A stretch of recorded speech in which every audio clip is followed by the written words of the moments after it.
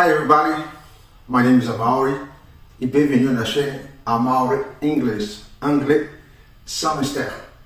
Apprendre l'anglais sans complications, tout droit au but. Et aujourd'hui, on va apprendre comment utiliser les adverbes already, still and yet.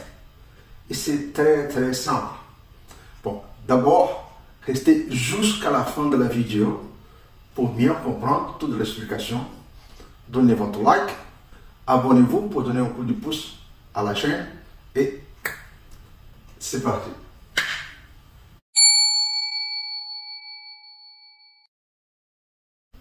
Bon, on va commencer avec still. Et still. Et still, c'est un adverbe qui, pour la traduction, ça veut dire toujours. Toujours. Comment on utilise? C'est très facile. En fait, still, on l'utilise dans une action qui est plus longue que le prévu. Donc, l'action va durer plus longtemps que prévu, qui devrait être. Par exemple, vous êtes malade. Vous allez au médecin, il vous donne un médicament, on dit, dans 2 jours, 3 jours, vous serez bien. Ok? Une semaine après, ou 10 jours après, vous revenez au médecin parce que vous êtes, you're still sick. Hein? There is something wrong. I'm still sick. I don't feel okay. I'm still sick. Donc, je suis toujours malade. C'est pas normal. Vous ne devez pas être. Vous avez pris des médicaments pour 2 ou 3 jours. Normalement, vous devriez être bien. Mais si vous n'êtes pas bien, c'est plus long que prévu. Donc, en anglais, on va dire I'm still sick. I'm still sick. Un autre exemple. Vous habitez toujours avec vos parents. Vous avez 35 ans. Vous habitez toujours avec vos parents. Do you still live with your parents? Do you still live with your parents?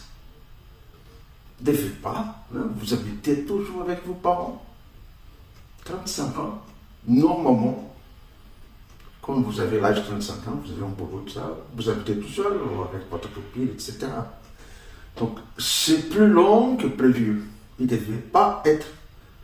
Hein? Do you still live with your parents? Un autre exemple. Nous sommes au mois d'avril. Hein? Il fait toujours froid. But is it still cold? It is still cold in April. We are in April. But it's still cold. Il ne devait pas être. Hein? C'est plus fort que prévu au mois d'avril. It is still cold. It is still cold. C'est plus long que devrait être. Is it still raining? Is it still raining? Is it still raining? Is it still raining? Yeah, is it still raining? Oh. Donc la pluie a commencé le matin et le soir, il pleuvait encore. On pose la question, is it still raining? Yeah, it's still raining. So, c'est plus long que le prévu, il ne devait pas. Hein? Il aurait dû s'arrêter la pluie. Mais c'est plus long. Ok? I still have something to finish before leaving. I still have something to finish before leaving. J'ai toujours des choses pour finir avant de partir. Donc, dans ce cas, c'est plus long que prévu, parce que normalement, à 17h, vous n'êtes plus là. Mais là, c'est une exception. Donc, vous ne devez pas être là. Mais c'est plus long. Dans ce cas, en anglais, on utilise still. Still. Donc, n'oubliez pas, still, on utilise dans une action qui sera plus longue de ce qui était prévu au départ. C'est un peu surprenant. Hein? L'action aurait dû s'arrêter déjà. Mais elle est toujours en cours. Donc, en anglais, on va dire still, still, still. Right? Ok. Maintenant, on va parler de déjà. Déjà. Tout le monde va dire déjà en anglais, on dit already. Yes, c'est correct. Mais ce n'est pas le seul cas. Bon, on va commencer par already. Normalement, on utilise already quand l'action est plus courte qu'il devrait être. Hein? La chose va se passer avant le prévu. Hein? Par exemple, I have already finished. Hein? Vous avez un examen, je sais pas, 3 heures. Dans 1 heure, vous venez de finir. Vous dites au prof, I have already finished. Et le prof, you already finished. C'est surprenant. Vous avez déjà fini. J'ai déjà fini. Oh! Surprenant. Dans ce cas, en anglais, on utilise le déjà comme already. Already. En autre cas, c'est votre maman qui dit, vous ne pouvez pas sortir avant de finir vos devoirs. Hein? Et là, il dit, I have already finished my homework. I have already finished my homework. I have already finished my homework. J'ai déjà fini mes devoirs. Hein? Ah bon? Oui. Dans ce cas, vous pouvez y aller. Okay? I have to clean your room. I have to clean your room. I have already cleaned my room. I have already cleaned my room. J'ai déjà nettoyé ma chambre. J'ai déjà nettoyé ma chambre. Donc, c'est surprenant. Surprenant. Okay? En anglais, on utilise already toujours dans ce sens. Toujours. Par exemple, dis à Juliette qu'elle doit envoyer l'email. She has already sent it. Huh? Yeah. She has already sent it. Elle a déjà envoyé. Elle a déjà envoyé l'email. She has already sent it. Oh, all right. All right. Okay? So, she has already sent it. Elle a déjà envoyé, donc j'étais un peu surpris. Je pensais qu'elle allait le faire encore, mais elle est déjà fait. Donc elle est déjà fait. Already. Already. Already. Ok? C'est, comment on utilise already en anglais? Already, c'est la traduction pour déjà. Et normalement est utilisé dans le cas d'une chose qui se passe un peu avant le prévu. Donc c'est un peu surprenant.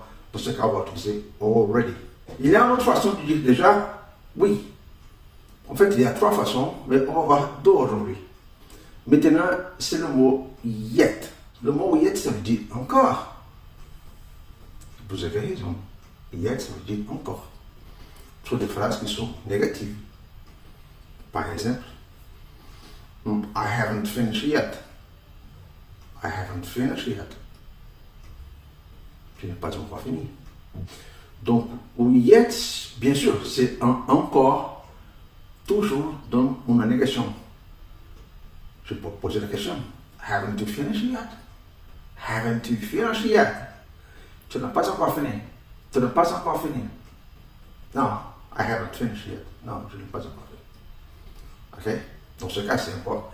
Mais quand on pose des questions comme déjà, il n'y a aucun sens d'une chose qui est surprenante, on va dire plutôt yet et non already. Ok?